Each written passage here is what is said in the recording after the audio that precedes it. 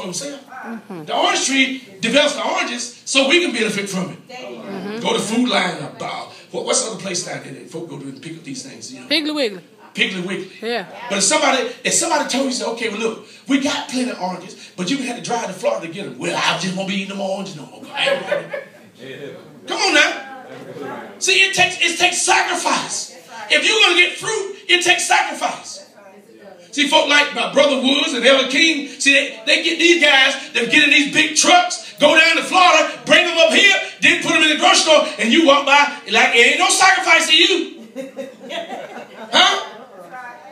But they had to drive all night. So you can have an orange on your table. Oh, mama.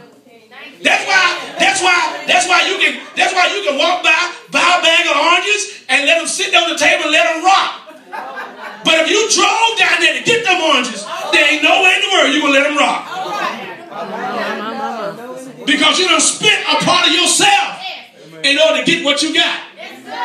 That's why I don't understand why you let some people sit up in the church and die right in the church. Because you refuse to get yourself planted. I've seen wandering folk never produce nothing. Spend 10, 20 years still shucking and jiving, still lying, still doing the same old stuff when they can cut that stuff out, get planted in the things of God, let God do what he wants to do to them, and bring some good fruit. Amen. Amen. There are people sitting up in here right now, they can show up in any situation. They show up with the sadness going on because they're knowing this inside of you. When you walk up on the porch and people know you're there, they start to get happy. Because there's something in them.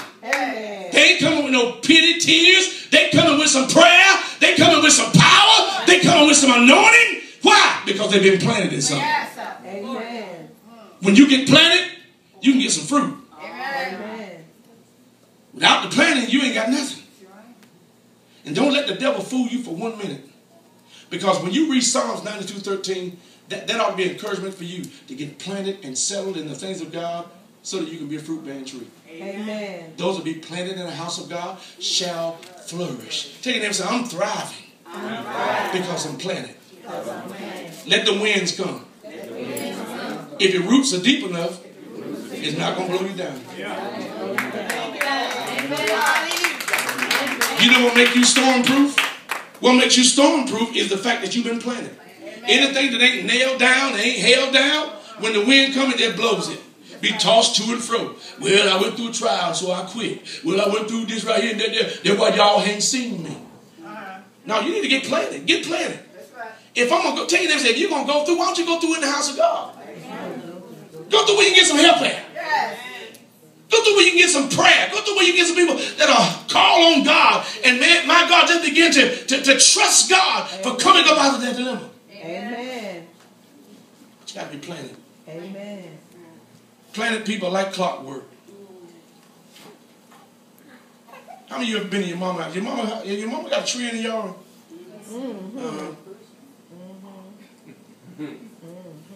There's a few storms that came last week, but go back by mama's house. See that tree leave. That tree right there. Your trash can's gone, though.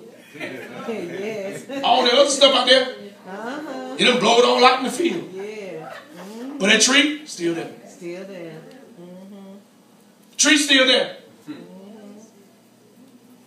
My folks moved to Snow Hill over 20 years ago. And the house that they live in, as a boy, I used to visit the house as a boy.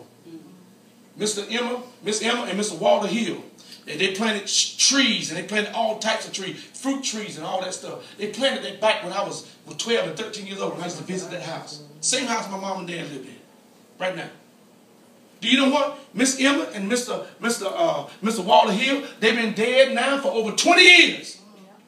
But guess what? We're still benefiting from what they planted.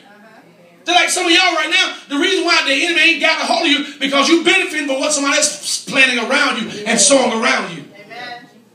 Their life and their labor, we're still benefiting from it, although they're going on past the grave. I know that my children's children will benefit from the life that I live, because I set a godly standard. Amen.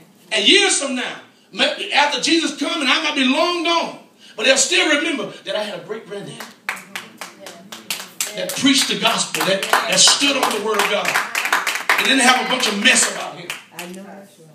what I learned? This is something that I learned. My Uncle JT told me this not long ago. He said, you know what? And I noticed that when I was growing up, I never liked, people that use vain words, they be cussing and stuff like that. I never liked it.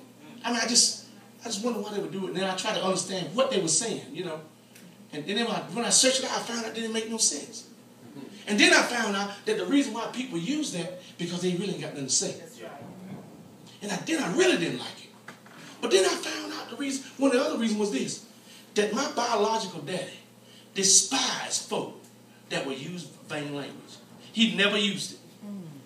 He would get drunk and fight and steal and whoop your behind without even cussing at you. He didn't like cuss words. Now, he had a temper now, and I got a little bit of that. Yeah. But I've been delivered. See, don't listen. Don't listen to the voice. So. my biological had that quick temper. We won't scared of nothing. I did get that. I got that. But I can't remember nothing that I've been afraid of. Nobody.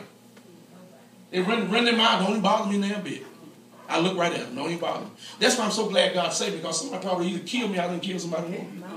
Because when a person ain't afraid, they don't back down. They don't back down. When a person's not afraid, they can get in trouble. They can get their own self hurt or get somebody else hurt. Amen. Ain't you glad God saved you? Amen. Yes, Lord. Some of y'all know the pattern that y'all belong. If God hadn't saved you, you may not even be here today. That's true. That is so true. If God hadn't changed your mind about things that you were going to do, Lord, some of you, your mom and dad wouldn't let you go. So I never get one night, there were some guys came on me. I ain't like riding with guys.